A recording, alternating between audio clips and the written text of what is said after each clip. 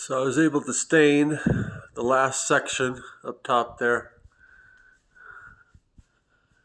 Had to take the rasp and get some of the grays off so that the oranges and rusts and yellows would pop through. But so I bought some 3" by 3" L metal and painted it for the edges. And Mary and I agree, it's a little too bulky.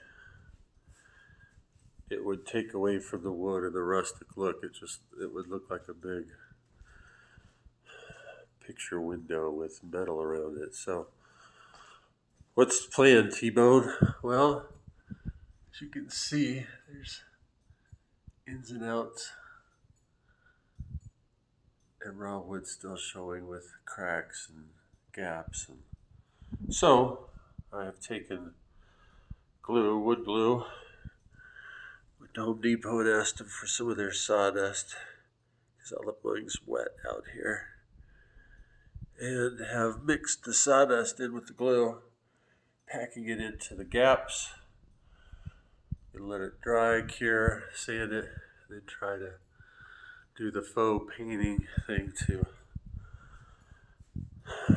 prevent the need for big pieces of black metal being put on all the corners. You can see the same thing there. There's an issue up there, and there, especially there. So I'm going to fill those all in, let it cure, let it dry, sand it, and try to blend in the corners. We'll see what happens.